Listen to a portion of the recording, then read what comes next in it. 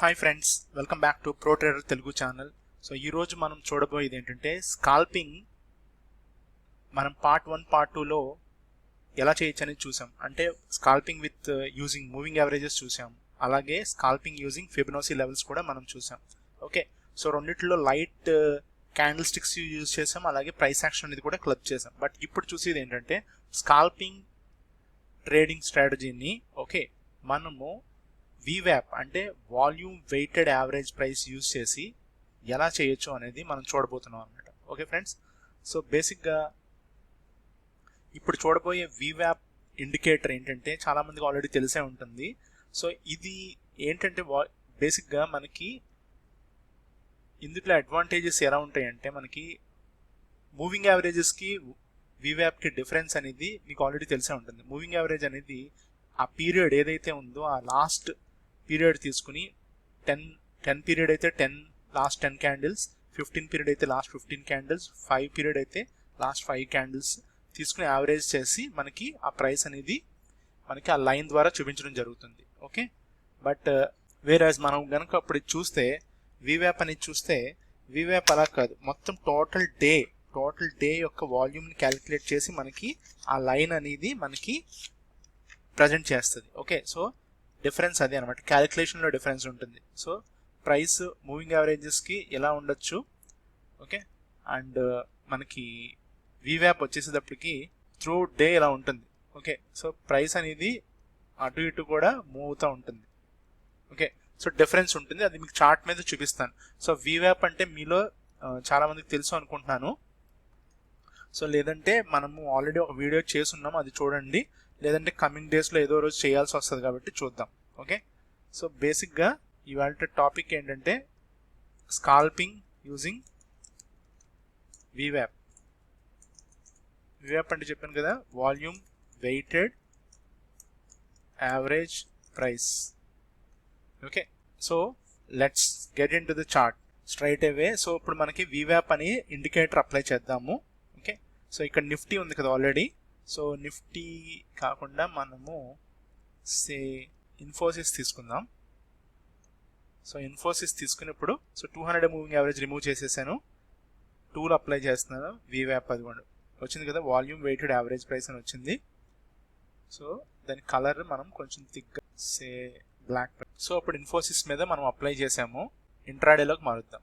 So ఇప్పుడు 15 మినిట్స్లోకి మార్చగానే మనకి VWAP మీకు తెలిసిన వాళ్ళు ఎవరన్నా ఉంటే ఆల్రెడీ మనకు ప్రైస్ కిందకు వస్తుంది, అంటే మీరు అబ్జర్వ్ చేయొచ్చు కదా. సో ఆ VWAP అని లైన్ ఎక్కడుంది, మనకి కింద ఇదిగోండి ఇక్కడ ఉంది.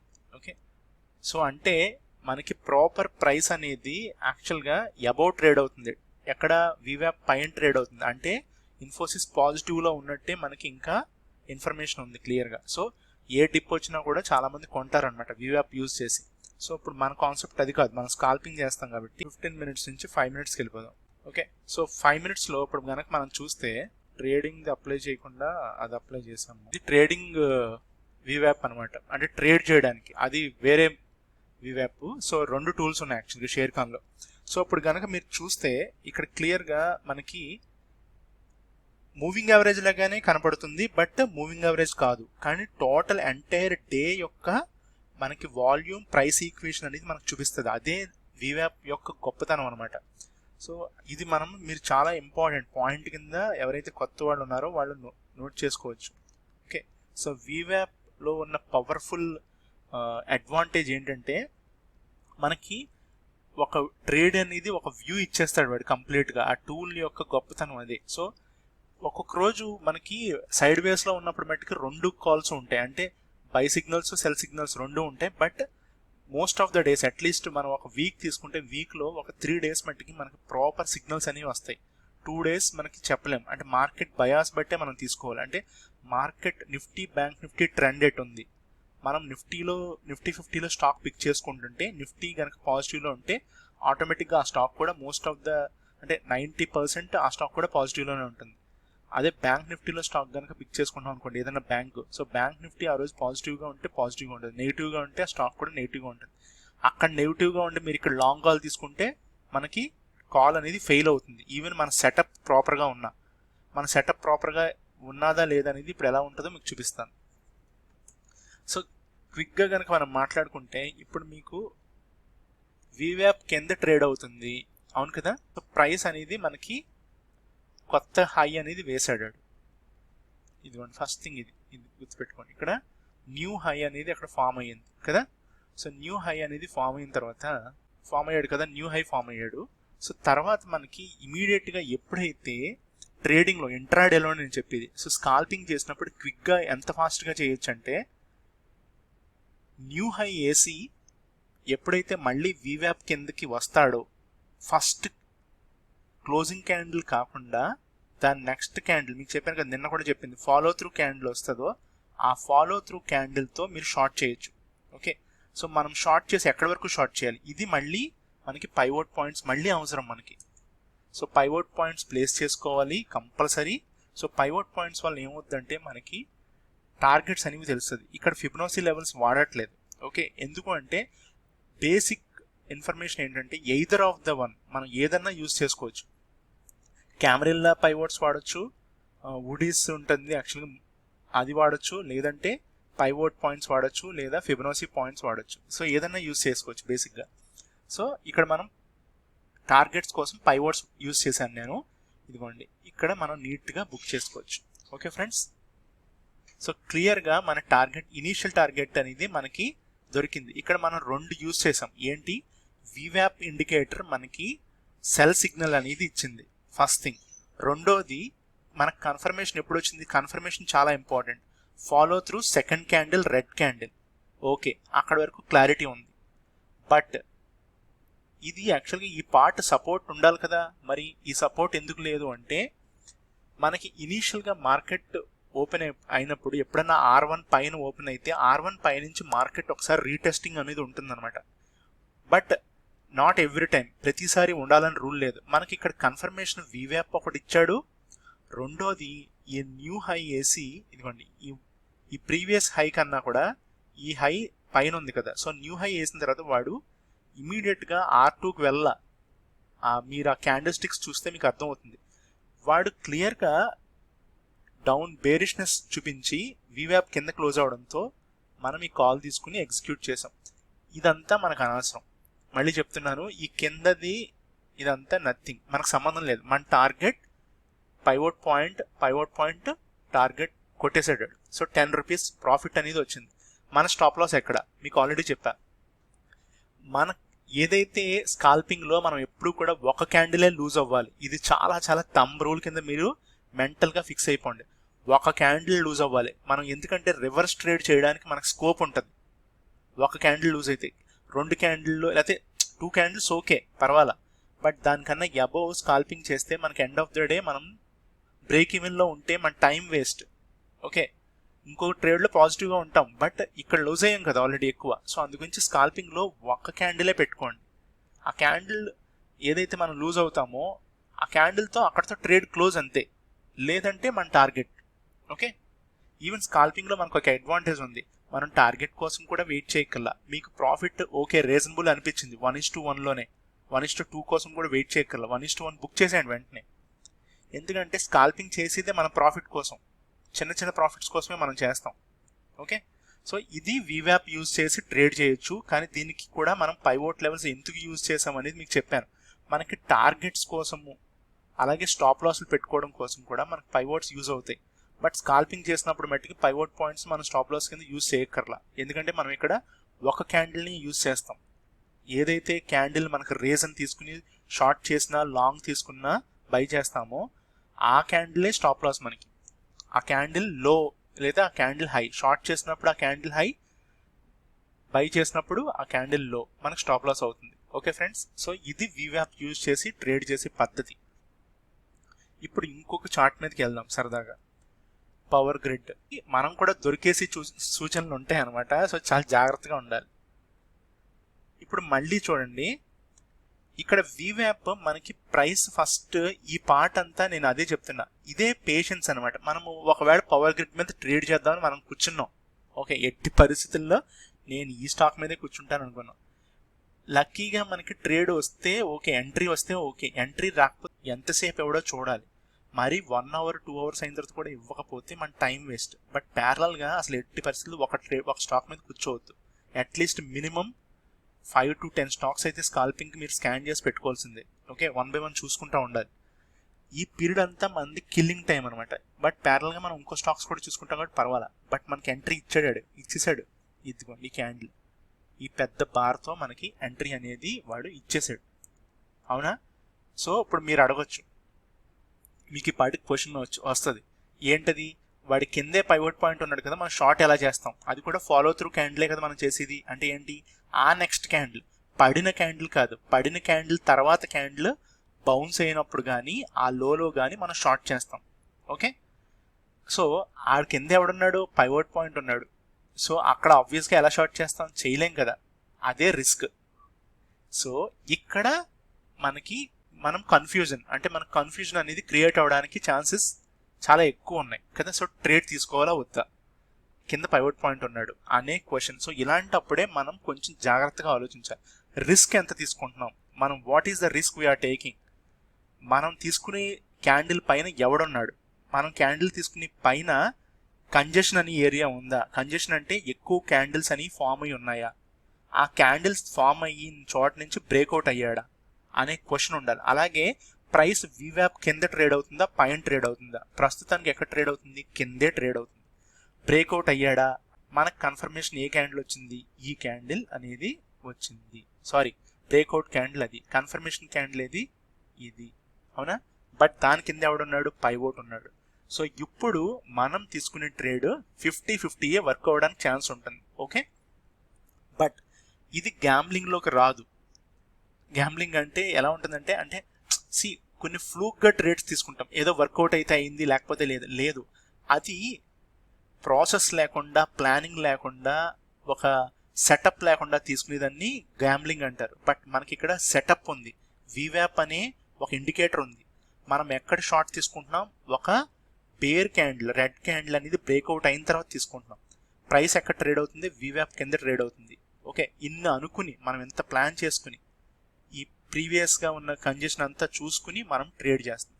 ఇప్పుడు లాస్ట్ కన్ఫర్మేషన్ ఏంటంటే, మనం రెడీగా ఉండాల్సింది, మనకి ఫస్ట్ థింగ్ వీవ్యాప్ సెట్ అయింది, పైన ఈ బేస్ అనేది క్రియేట్ అయింది, అంటే దీనిపైకి అప్పుడే ఎల్డో అనేది డిసైడ్ అయిపోయింది. ఎందుకంటే కిందకి బ్రేక్అవుట్ అయ్యి ఒక రెడ్ క్యాండిల్ వచ్చింది, కింద పైవోట్ ఒక్కటే మనకు అడ్డంగా ఉంది, అది ఒక్కటే సపోర్ట్ కనబడుతుంది. వాడిని బ్రేక్ చేయగానే మన ఎంట్రీ అని మనం వెయిట్ చేయాలి. వెయిట్ చేసి మళ్ళీ సేమ్ అంతే పోతే, ఇదిగోండి ఈ పైనే, ఇదే మన స్టాప్ లాస్. ఇఫ్ మనం లూజ్ అయితే 1 రూపీ కూడా లూజ్ అవ్వట్లేదు, అక్కడ రఫ్లీ 80 పైసే లూజ్ అవుతుంది. ఎందుకంటే మనకు ట్రేడ్ మీద 50% నమ్మకం ఉంది, 50% నమ్మకం లేదు. ఎందుకు, కింద పైవోట్ పాయింట్ ఉన్నాడు కాబట్టి, అలాగే ప్రీవియస్ డే క్యాండిల్ సపోర్ట్ ఉంది కాబట్టి లెఫ్ట్ సైడ్ అంతా. ఓకే, మనకి 2 ప్రాబ్లమ్స్ ఉన్నాయి, అలాగే 3 మన సైడ్ ఉన్నాయి. ఫేవరబుల్గా మనకి 3 ఉన్నాయి, ఆపోజిట్లో 2 ఉన్నాయి. సో మనం రిస్క్ తీసుకుంటున్నాం ఇక్కడ, 50% రిస్క్, 50% వర్కౌట్ అవ్వచ్చు. మనమే విన్ అయ్యాం అల్టిమేట్గా. ఎలా విన్ అయ్యామంటే, 80 పైసే మన స్టాప్ లాస్ ఉంది, మనం ఎక్కడ ట్రేడ్ తీసుకున్నాం, పైవోట్ పాయింట్ బ్రేక్ అవగానే తీసుకున్నాం. టాప్ కొట్టాడు, కింద కొట్టాడు, నేనైతే ఇక్కడ బుక్ చేసేసుకుంటా. ఓకే, జనరల్గా.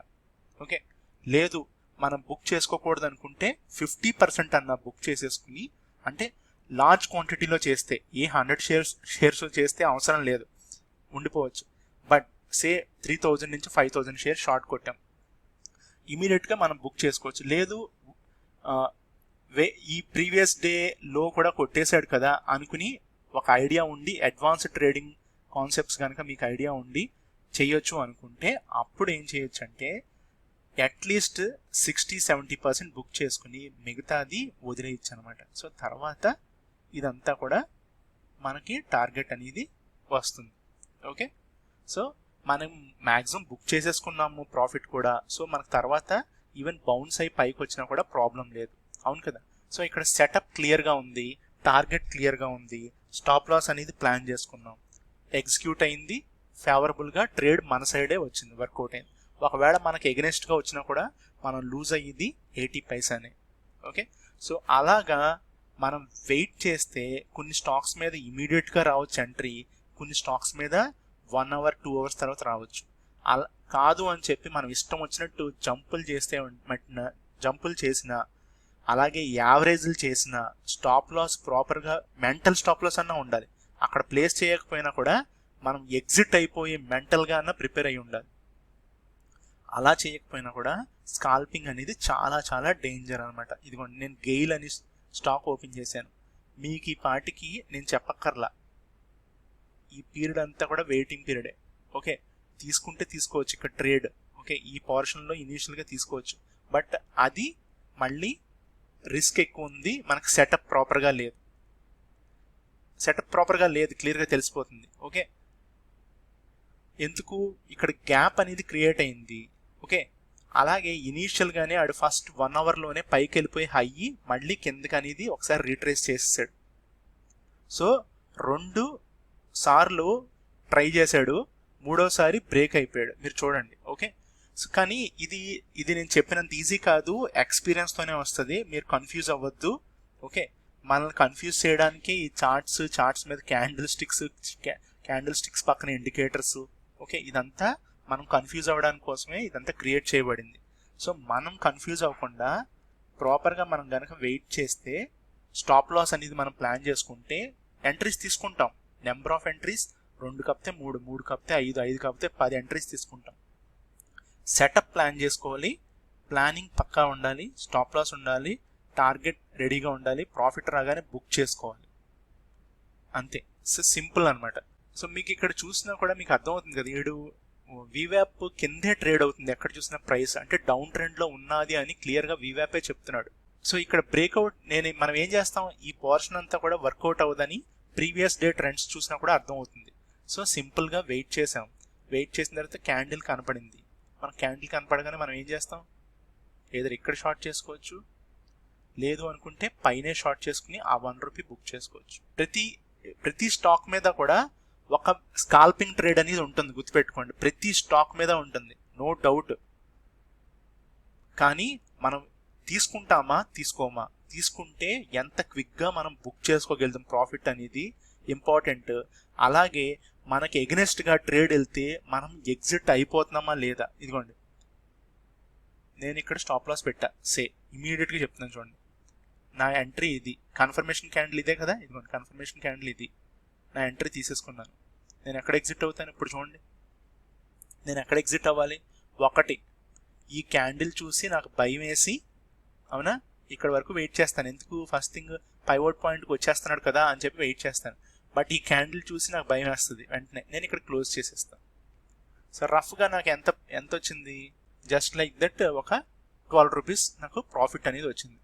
సో ఇంకొక 2 రూపీస్ కూడా మనం మైనస్ చేసినా కూడా 10 రూపీస్ అనేది ప్రాఫిట్ వచ్చింది. ఓకే, బట్ నేను వెయిట్ చేసి ఉంటే మళ్ళీ ఇక్కడ బౌన్స్ అయ్యి వాడు పైవోట్ పాయింట్ అనేది మటుకి టచ్ చేశాడు. అంటే నేను ఎంత మిస్ అయ్యాను, ఆల్మోస్ట్ ఇంకొక 10 రూపీస్ మిస్ అయ్యాను ప్రాఫిట్, అవునా. బట్ నా ఉద్దేశం ఏంటి, నాకు 1:1 వచ్చినా కూడా నేను ప్రాఫిట్లోనే ఉండాలి. నాకు 1:2 వచ్చింది ఆల్రెడీ, ఇది 1:3 1:4 అయిపోయింది ఏకంగా. సో స్కాల్పింగ్లో క్విక్గా కనుక ప్రాఫిట్ వచ్చి ట్రేడ్ రివర్స్ అవుతుంటే మట్టికి ఆ క్యాండిల్ స్టిక్స్ తెలుసుంటే ఎగ్జిట్ అవ్వడమే చాలా బెటర్. ఓకే ఫ్రెండ్స్, సో ఇలాగా నెంబర్ ఆఫ్ ట్రేడ్స్ మనం చూడొచ్చు సెటప్స్. ఇది లైవ్ ట్రేడింగ్లో కూడా నేను ఖచ్చితంగా చూపిస్తాను, ఎందుకంటే చాలా ఇంట్రెస్టింగ్గా ఉంటుంది, లాస్ కూడా తక్కువ ఉంటుంది కాబట్టి నెంబర్ ఆఫ్ ట్రేడ్స్ తీసుకోవచ్చు అంటే వీవ్యాప్తో మనం స్కాల్పింగ్ ఇలా చేయొచ్చు. ఓకే, ఏ స్టాక్ మీద చేయొచ్చు, కానీ ప్రిఫరబుల్ టైం ఫ్రేమ్ వచ్చేసి 5 మినిట్స్ 10 మినిట్స్ 15 మినిట్స్ కూడా వద్దు. 5 మినిట్స్ 10 మినిట్స్ చాలా బెటర్ వర్కౌట్ అవుతుంది అన్నమాట మోడల్. కానీ వెయిట్ చేయాలి, ఇనీషియల్ 15-20 మినిట్స్ ఖచ్చితంగా చూడాల్సిందే. 20 మినిట్సే కదా, 30 మినిట్స్ వెయిట్ చేసినా చాలా బెటర్ యాక్చువల్గా వీవ్యాప్ మీద. Okay friends.